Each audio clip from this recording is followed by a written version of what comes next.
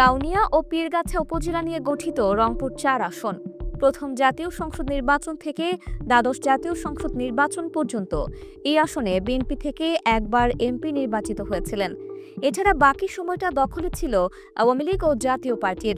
ঐতিহাসিক গণঅভ্যুত্থানের পর থেকে আওয়ামী লীগ ও জাতীয় পার্টির অবর্তমানে বিজয়ের ফসল ঘরে তোলার প্রস্তুতি নিচ্ছে বিএনপি, জামায়াত, এনসিপি ও ইসলামী আন্দোলন বাংলাদেশ। এরই মধ্যে প্রার্থীরা তাদের নির্বাচনী এলাকায় বিভিন্নভাবে গণসংযোগ শুরু করেছেন। বার্তাবাজার পত্রিকার এক প্রতিবেদনে বলা হয়, এবার এই আসনে ভোট বেড়েছে ৪৭,০০০, যার অধিকাংশই তরুণ। এদের একটা বড় অংশ তরুণ নেতৃত্বের দিকে হয়তো ঝুঁকতে পারে। তবে জামায়াতে ইসলামী ও ইসলামী আন্দোলনকেও একেবারে বাদ দেওয়ার সুযোগ নেই, তাদেরও ভোটার সমর্থক রয়েছেন। দেশের বিশিষ্ট শিল্পপতি প্রয়াত রহিমউদ্দিন ও করিমউদ্দিন ভরসার নির্বাচনী এলাকা কাউনিয়া পীরগাছা। অর্থনৈতিক ও সামাজিক উন্নয়নে এই এলাকায় ভরসা পরিবারের যথেষ্ট অবদান রয়েছে। ওই পরিবার থেকে বিএনপির প্রার্থী হিসেবে এমদাদুল হক ভরসা মনোনয়ন পেতে পারেন। তাকে নিয়েই আসন পুনরুদ্ধারের আশা করছে বিএনপি। তবে বড় প্রতিবন্ধকতা হতে পারে জামায়াত, এনসিপি। এই আসনে ইসলামী আন্দোলনেরও ভোট আছে।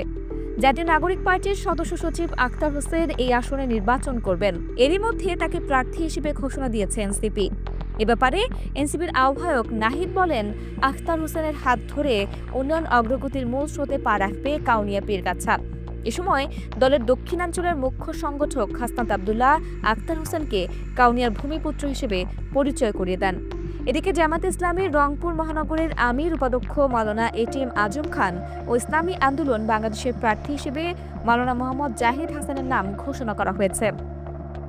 আগামী নির্বাচনের ব্যাপারে এমদাদুল হক ভরসা বলেন, আওয়ামী লীগ বিনা ভোটে ক্ষমতা দখল করে ১৭ বছর আমাদের জীবন থেকে কেড়ে নিয়েছে।